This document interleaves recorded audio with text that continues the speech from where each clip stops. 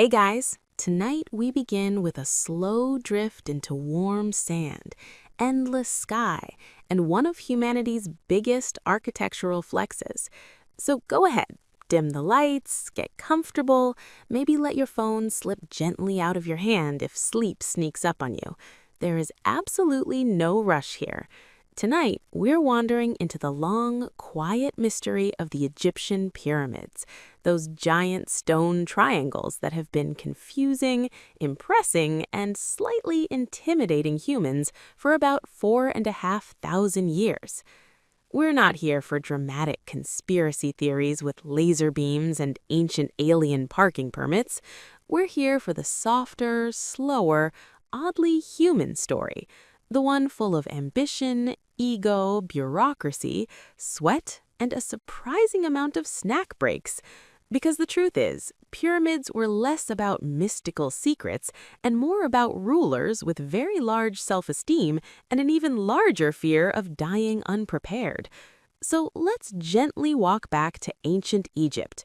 Picture the Nile River stretching like a lazy green ribbon through a golden desert.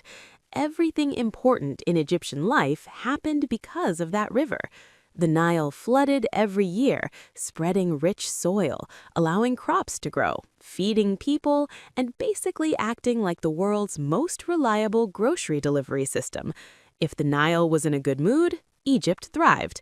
If it wasn't, well, everyone had a bad time. Now, Egyptian civilization grew extremely organized, almost suspiciously organized. They had calendars, taxes, farming schedules, religious rituals, and a government system that ran like a very slow but very committed office building. And at the very top of this cosmic and administrative pyramid sat the pharaoh. The pharaoh was not just a king. That would have been too simple. The pharaoh was believed to be a living god, not metaphorically, not symbolically, literally, walking around, issuing laws, possibly complaining about lunch, while also being considered the divine middle manager between humans and the universe. And when you are believed to be a god, you cannot simply die like everyone else. That would be extremely awkward. The Egyptians believed in a very detailed afterlife, not the vague cloud and harp version. They imagined a full continuation of life. The soul, or more accurately, multiple parts of the soul, needed the body to remain intact. They believed in the Ka, the Ba, and other spiritual components that basically required a functioning home base. If the body decayed, the afterlife plans could collapse faster than a poorly stacked sandcastle. So pharaohs began preparing for death almost immediately after taking the throne, which sounds dark, but was actually just standard career planning in ancient Egypt. Instead of saving for retirement, they built giant stone mountains. But here's where it gets interesting. The earliest royal tombs were not pyramids. They were structures called mastabas. Imagine large, flat-topped rectangular buildings made of mud brick. They were sturdy, respectable, and about as flashy as a government office storage shed. Then came a pharaoh named Djoser, and Djoser had an architect. And this architect, oh boy, he was about to accidentally revolutionize architecture forever. His name was Imhotep, which frankly sounds like someone who absolutely knew he was the smartest person in the room, and he probably was. Imhotep was a priest, architect, engineer, physician, and later became so respected he was basically worshipped as a god of wisdom. Casual resume, honestly. Imhotep looked at the traditional mastaba and apparently thought, this is fine, but what if we stacked them and then stacked them again and again, because subtlety is for lesser civilizations. And so, around 2630 BCE, the step pyramid at Saqqara was born. It looked like a staircase reaching toward the sky, 6 stacked mastabas, each smaller than the one below, forming the first true pyramid-like structure in history. Now, building even one massive stone structure in the desert is already ambitious, but the Egyptians didn't just build a pyramid, they built an entire funeral complex around it. temples, courtyards, ceremonial pathways, storage areas, fake doors for spiritual passage. It was basically the world's most elaborate memorial park. And importantly, it worked. Djoser got his eternal monument, Imhotep became a legend, and future pharaohs looked at this and thought, yes, but mine needs to be bigger. Which brings us to one of history's most relatable characters, Pharaoh Seneferu. Seneferu was Djoser's architectural overachieving grandson, in spirit if not by bloodline. Seneferu ruled during the 4th dynasty and apparently made pyramid construction his entire personality. He built not 1, not 2, but 3 major pyramids, because when you're figuring out a brand new architectural technology, you might as well do it with monumental stone experiments visible from space. His first attempt was the Medum Pyramid. It began as a step pyramid, but later modified into a smooth-sided pyramid. And by modified, historians gently mean it partially collapsed, which must have been an awkward moment for everyone involved. Imagine unveiling your eternal tomb, and half of it just slides off like a tired croissant.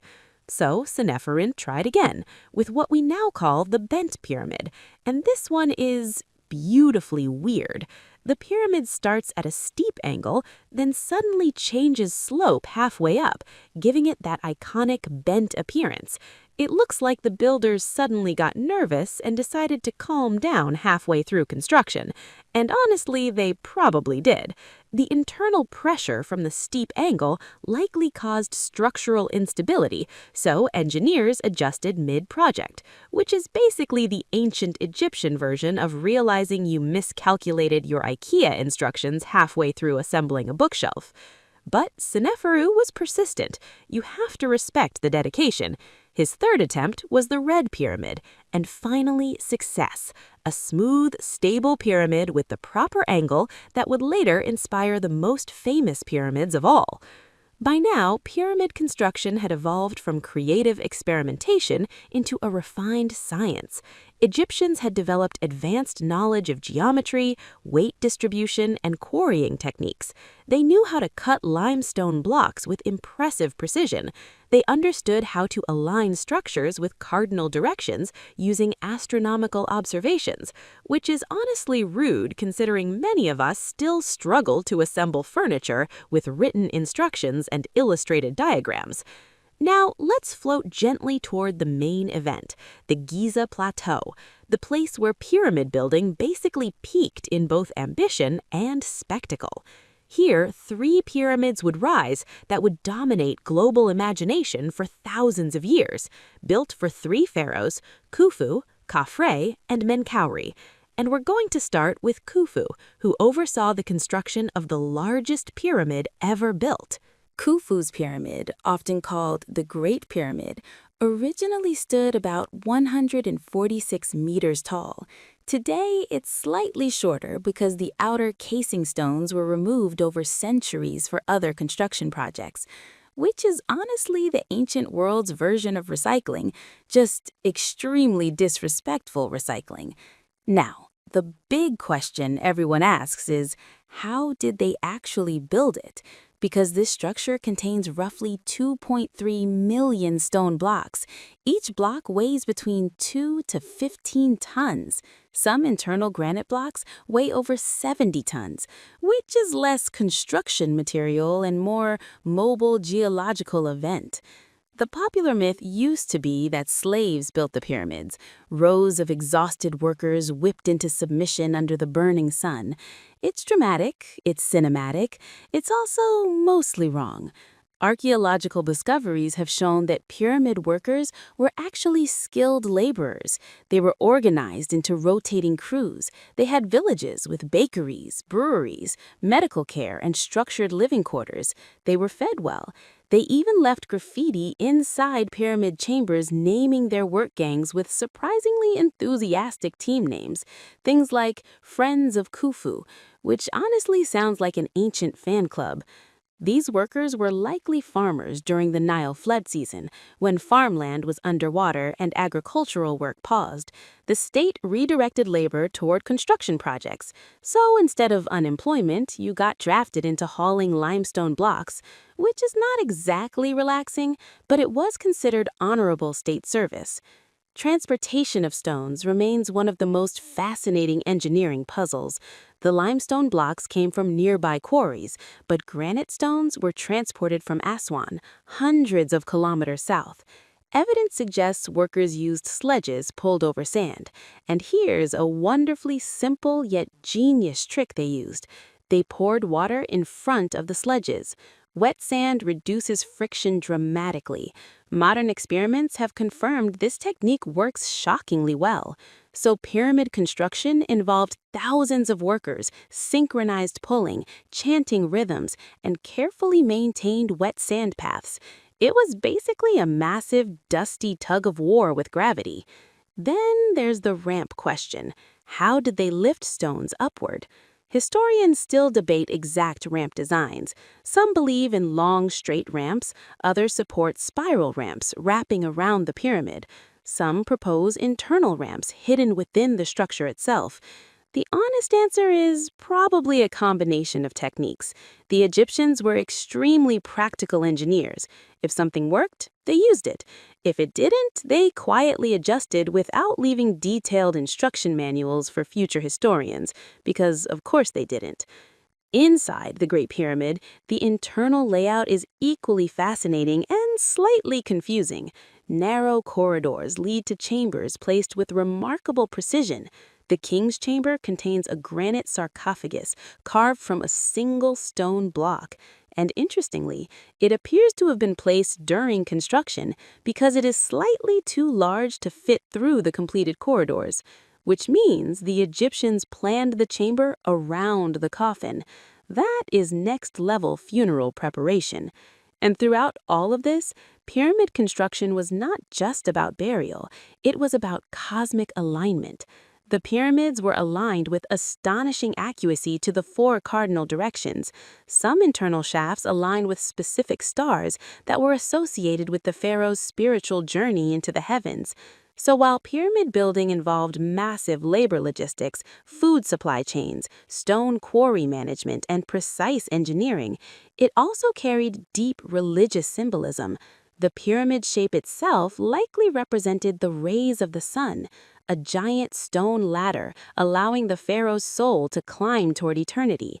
And as these pyramids rose above the desert, they sent a very clear message. The pharaoh was divine, the state was powerful, and Egyptian administrative project management was frankly terrifyingly efficient. But as impressive as pyramid construction was, it also came with enormous cost. Resources, labor, political pressure, and logistical complexity eventually made pyramid building less practical. Future pharaohs would quietly move toward hidden tombs carved into desert cliffs instead of building giant geometric announcements visible from orbit. And that shift, that slow fading of pyramid construction, is a story filled with politics, changing religious beliefs, economic strain, and, naturally, royal ego management. So, as the sun sets over Giza in our sleepy little mental journey, the pyramids stand as frozen evidence of human obsession with immortality, massive, silent, and slightly smug about surviving 4,000 years of storms, looters, tourists, and extremely questionable documentary theories. And next, we're going to drift deeper into the lives of the pharaohs themselves, the men who demanded these monuments, their strange family dramas, their divine insecurities, their carefully planned afterlife shopping lists, and their occasionally spectacular failures at eternal planning. So, settle in, adjust your pillow, and let's slowly continue walking through the golden dust of ancient Egypt. Let's gently pick up where we left off, with the Great Pyramid rising slowly out of the Giza Plateau, like the world's most ambitious stone flex. The desert is warm, the Nile is quietly doing its seasonal thing in the distance, and somewhere in all this golden stillness sits Pharaoh Khufu, a man whose main life goal appears to have been, quite simply, I would like to outlive death itself, preferably in spectacular architectural fashion. Now, Khufu is a slightly mysterious character, which is ironic because he built the most famous structure on Earth, yet historians know surprisingly little about his personality. There are no giant diaries where Khufu wrote, "Dear Journal, today I argued with the sun god and also supervised 20,000 workers hauling limestone. Busy day." Instead, what we have are scattered references, later historical accounts, and, most importantly, his absolutely enormous pyramid. And honestly, if you're trying to leave behind a legacy, constructing the tallest human-made structure on Earth for nearly 4,000 years is a strong strategy. Khufu ruled during Egypt's fourth dynasty, a time when pyramid construction had basically turned into the national passion project. By this point, engineers had learned from previous pyramid experiments. They had tested angles, stone placement, ramp methods, and structural stability. Khufu inherited not just a kingdom, but an entire construction industry ready to go full overdrive. Now, something worth mentioning here is that Khufu likely began planning his pyramid almost immediately after becoming pharaoh. Ancient Egyptian rulers didn't procrastinate about death preparation. There was no "I'll think about it later." It was more like coronation ceremony in the morning, eternal burial monument planning meeting in the afternoon. The Great Pyramid wasn't just a tomb, it was a multi-decade national project. Imagine running a construction site that lasts longer than most modern careers. Entire generations of workers were born, labored, and retired during the pyramid's construction. It was less of a building project and more of a slow-moving cultural phenomenon. Let's glide into the logistics for a moment, because this is where pyramid construction becomes quietly mind-blowing. The Great Pyramid contains around 2.3 million blocks. That number alone tends to make modern construction managers stare into the middle distance and question their career choices. Each block had to be quarried, shaped, transported, lifted, and placed with remarkable precision. The outer casing stones, which are mostly gone today, were polished to such a smooth finish that sunlight reflected off them brilliantly. The pyramid would have gleamed white against the desert, topped with a capstone likely coated in electrum, a natural gold-silver alloy, making the peak shine like a tiny artificial sunrise. Basically, Khufu didn't just build a tomb, he built a giant glowing geometric lighthouse for his soul. Now, contrary to dramatic movie scenes, workers were not randomly dragging stones while collapsing from exhaustion. Pyramid labor was carefully organized. Teams were divided into crews, and crews into smaller work gangs. These groups had supervisors, schedules, and surprisingly decent living conditions. Archaeologists have found evidence of worker villages with sleeping quarters, bakeries, breweries, and medical facilities. Yes, breweries. Beer was a staple of the Egyptian diet. It provided calories, hydration, and probably helped workers emotionally process the fact that they were hauling multi-ton rocks across the desert for a ruler who believed he was partially the sun. And interestingly, the workers left behind graffiti inside hidden parts of the pyramid. Friendly, cheerful graffiti. Names of work teams proudly carved into stone blocks. It gives pyramid construction a strangely relatable workplace vibe, like construction crews today writing their company name on steel beams before walls go up. Let's talk about quarrying for a moment, because cutting millions of stone blocks without modern machinery sounds like something that should not work. Egyptian workers used copper chisels, stone hammers, wooden wedges, and an extraordinary amount of patience. Limestone is relatively soft, making it workable with copper tools, though those tools wore down quickly and needed constant reshaping. Granite, however, is much harder, and granite was used for key internal chambers. To shape granite, workers used pounding stones made from harder materials like dolerite. Imagine repeatedly hammering stone with another stone until it becomes a perfectly shaped block. It is the ancient equivalent of "this will take a while." Transportation added another layer of complexity. Stones from nearby quarries could be dragged directly across the plateau, but granite from Aswan traveled hundreds of kilometers along the Nile. Workers loaded blocks onto barges during the flood season, when water levels were high enough to allow easier navigation. Once stones reached Giza, they were dragged over land using wooden sledges, and, as we mentioned earlier, water was poured on sand to reduce friction. There's something wonderfully simple about that solution. No advanced lubrication technology, just let's wet the sand and see if that helps. And somehow, it worked beautifully. Now we drift to the biggest mystery that keeps historians and engineers awake at night: ramps. The eternal ramp debate. To build a pyramid, you need to raise stones higher and higher as construction progresses. The Egyptians almost certainly used ramps, but the exact design remains uncertain. Some theories propose long, straight ramps extending outward. Others suggest zigzagging ramps climbing the pyramid's sides. A popular theory involves spiral ramps racking around the structure. Another suggests internal ramps hidden inside the pyramid's core. The truth is probably less romantic, but more practical. The Egyptians likely used different ramp types during different construction stages. Early layers could use straight ramps. Later stages may have used spiral or side ramps. Egyptian builders were highly adaptable. They were less concerned about leaving behind engineering textbooks and more focused on getting the job done. Inside the Great Pyramid, things become even more intriguing.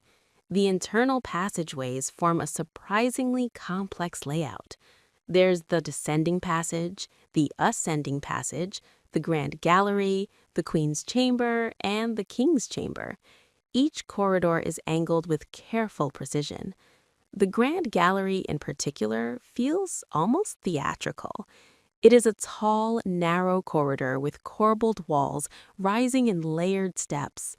Walking through it today gives a strange sense of quiet ceremony, like you're moving through a stone throat leading toward the pharaoh's final resting place. The king's chamber contains Khufu's sarcophagus, carved from a single block of red granite. The chamber is constructed using massive granite beams stacked above the ceiling to distribute weight and prevent collapse. Egyptian engineers understood structural pressure extremely well. They designed stress-relieving chambers above the burial room, which were only discovered thousands of years later when explorers crawled into hidden spaces and found construction markings still preserved. Now let's pause and consider the psychological side of all this. Because pyramid construction wasn't just engineering, it was emotional insurance. Egyptian religion taught that the pharaoh would continue ruling in the afterlife, but survival there required preparation. The pharaoh needed food, furniture, clothing, servants, religious texts, and magical protection. Tombs were filled with items meant to sustain eternal life. It was essentially moving house, except the lease agreement lasted forever. And here's where royal anxiety quietly sneaks into the story. Pharaohs poured unimaginable resources into ensuring their safe transition to the afterlife. It reflects a culture deeply focused on cosmic order, known as Ma'at: balance, harmony, stability. The pharaoh's successful journey into the next world helped maintain universal balance. So pyramid building wasn't just personal vanity. It was framed as maintaining the cosmic stability of the universe itself, which is honestly a very effective justification for massive public construction budgets. Now, Khufu's pyramid complex extended beyond the pyramid itself. There were mortuary temples, smaller subsidiary pyramids for queens, boat pits containing full-size ceremonial ships, and long causeways connecting the complex to the Nile. One of these ships was discovered dismantled and buried near the pyramid. When reconstructed, it revealed an enormous wooden vessel likely meant to carry Khufu through the afterlife alongside the sun god. Because if you are going to travel through eternity, you obviously need transportation. Interestingly, Khufu's reputation in later historical texts became slightly grumpy. Some ancient writers portrayed him as a harsh ruler, obsessed with his pyramid project. But these accounts were written centuries later and may reflect political or cultural bias. The truth is likely more complicated. Running a massive construction state would require strict organization, but archaeological evidence suggests workers were valued enough to receive medical care and proper burial if they died during construction. So, Khufu remains a blend of divine monarch, project manager, and mysterious historical shadow. His pyramid stands as his loudest surviving biography. After Khufu's death, his son, Khafre, stepped onto the throne. And naturally, Khafre looked at his father's pyramid and thought, I respect this, but mine will also be very impressive. Because royal competition never truly ends, even across generations. Khafre built the second largest pyramid at Giza. While slightly smaller, it appears taller when viewed from certain angles because it sits on higher ground. Khafre also left behind another legendary monument, the Great Sphinx, that enormous limestone guardian with a lion body and human head watching the plateau with permanent stone calm. The Sphinx likely represented royal power and divine protection, or possibly Khafre wanted a giant symbolic security guard for his eternal resting place. Both explanations feel equally plausible. Khafre's pyramid retained more of its original casing stones at the top, giving modern visitors a glimpse of how smooth these structures once looked. And just like his father, Khafre constructed temples, causeways, and elaborate burial complexes surrounding his pyramid. Then came Menkaure, Khafre's successor. His pyramid was smaller, though still massive by any normal standard. Some historians suggest this reflects shifting economic priorities or resource availability. Others suspect it was simply a strategic decision, because even ancient empires occasionally needed to calm down with the monument spending. By the time Menkaure completed his pyramid, the Giza Plateau had become a landscape of geometric immortality. 3 colossal pyramids, aligned and carefully positioned, forming one of humanity's most enduring architectural achievements. And yet, even as pyramid construction reached its peak perfection, it quietly carried the seeds of its own decline. The sheer scale of resources required, combined with evolving religious practices and political changes, would eventually lead future pharaohs to abandon giant pyramids altogether. But that transition wouldn't happen overnight. For now, the pyramid stood gleaming under desert sun, filled with royal hopes, sacred mathematics, logistical brilliance, and an almost touching fear of being forgotten. So as we continue drifting across this quiet ancient skyline, we'll soon move into the slow unraveling of pyramid supremacy. We'll meet later pharaohs who struggled to maintain the same monumental standards, watch engineering shortcuts begin to creep in, and explore how tomb construction gradually shifted from towering stone mountains to hidden underground labyrinths carved deep into desert cliffs. Because immortality, as it turns out, is extremely expensive, and even divine kings occasionally had to rethink their long-term housing plans. So relax, breathe slow, and let the desert wind carry us gently forward through time. Let's ease back into the desert breeze again. The sun is hovering low over the Giza Plateau. The pyramids are casting long, sleepy shadows across the sand. And ancient Egypt is sitting right at the peak of its architectural confidence. 3 massive pyramids stand proudly, glowing faintly under sunlight, basically announcing to the universe, yes, we figured out how to stack rocks better than anyone else, thank you very much. But here's the thing about massive, glorious achievements. They tend to be expensive, extremely expensive. The kind of expensive that makes future rulers stare at the royal treasury and slowly start sweating through their ceremonial linen robes. Because while Khufu, Khafre, and Menkaure were busy building their legendary monuments, they were also quietly draining enormous amounts of labor, food, stone, and organizational effort.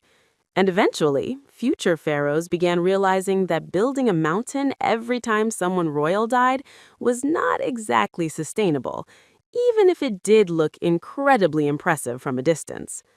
So as we drift forward in time, pyramid construction doesn't suddenly stop. That would be far too dramatic. Instead, it slowly, awkwardly declines, like a trend that refuses to die but definitely starts losing confidence. The fifth dynasty begins this gradual shift. Pharaohs still wanted pyramids, of course they did. Once your ancestors build eternal geometric mountains, you don't just switch to modest burial huts without causing serious family embarrassment. But the pyramids of this era become smaller, less structurally perfect, and occasionally a little rushed.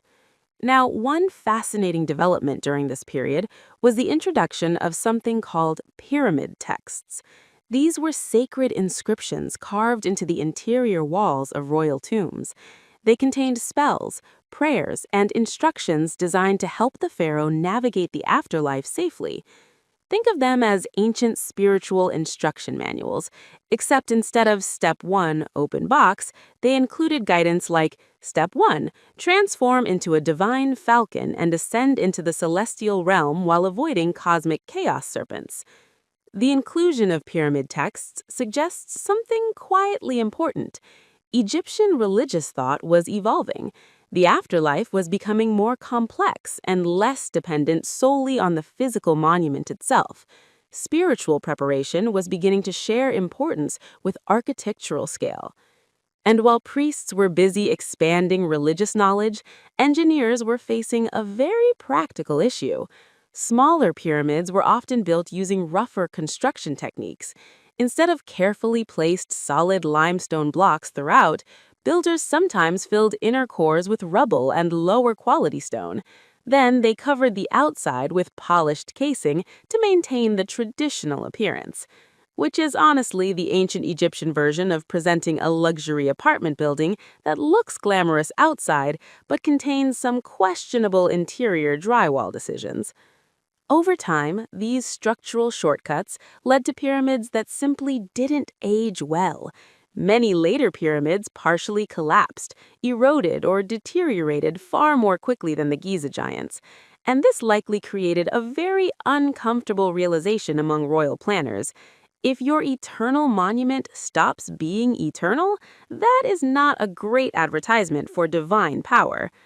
Meanwhile, political stability in Egypt began shifting. The centralized authority of the pharaoh weakened slightly during the later Old Kingdom period. Regional governors gained more independence.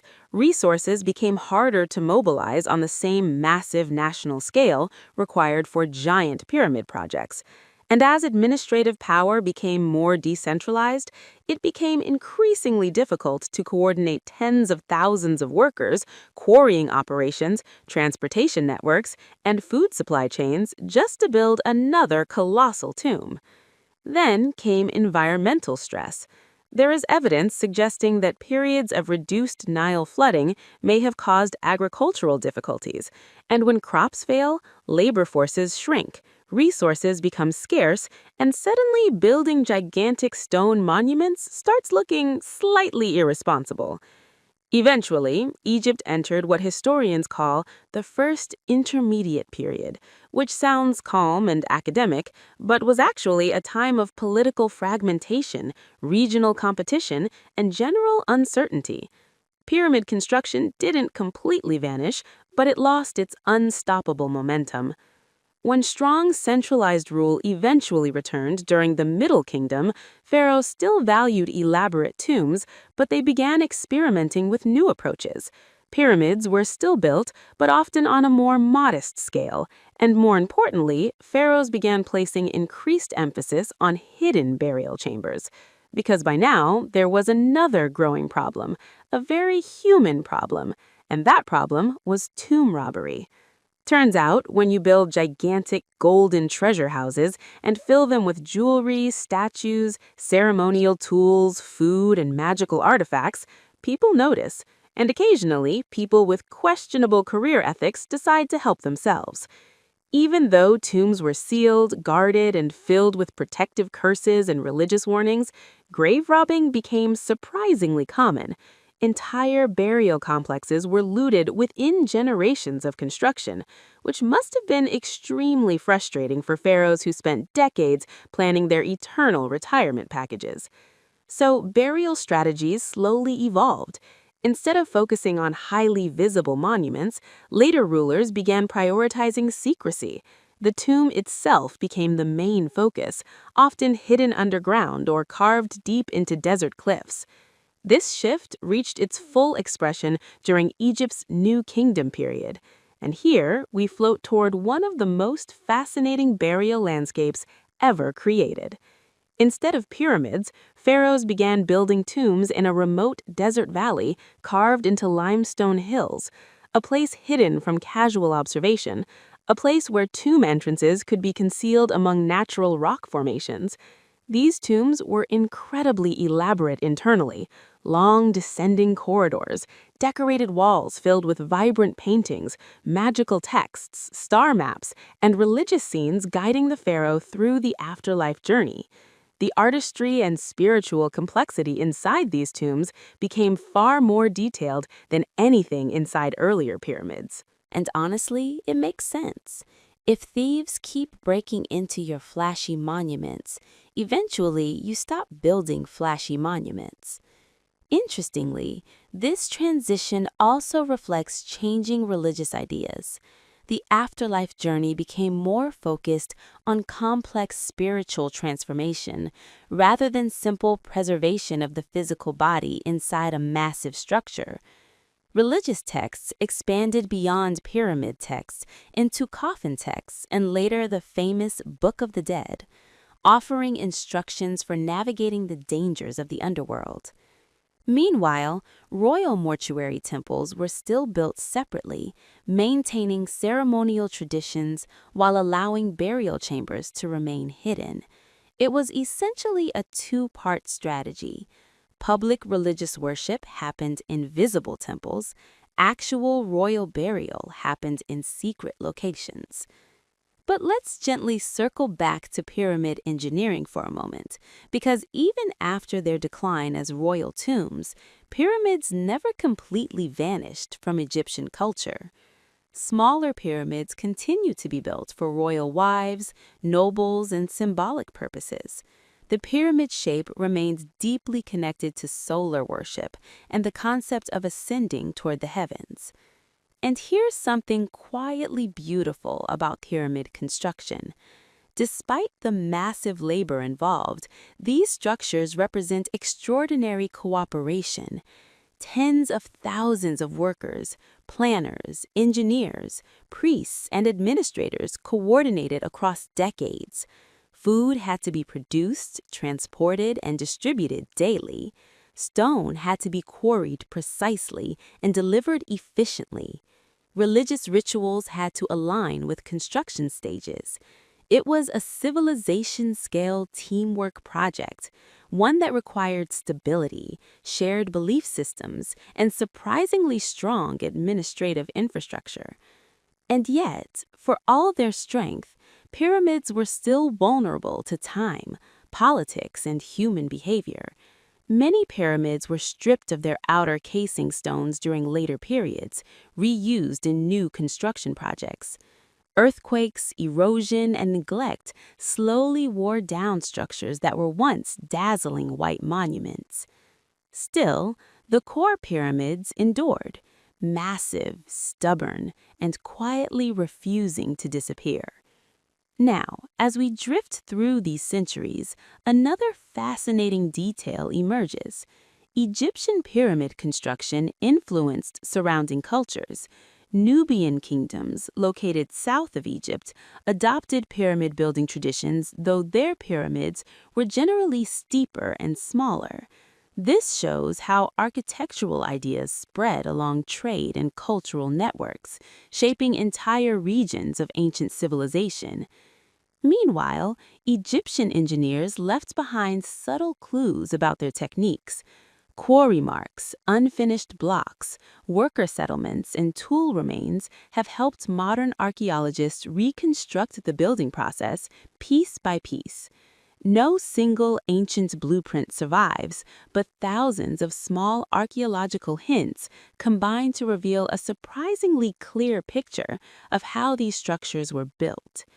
And here's the quiet irony of pyramid construction. These monuments were designed to preserve individual pharaohs forever, but over time, the pyramids themselves became symbols not of individual rulers, but of Egyptian civilization as a whole. Many visitors today can name the pyramids, but cannot name every pharaoh buried within them. Immortality shifted from personal legacy to cultural legacy, which feels strangely poetic.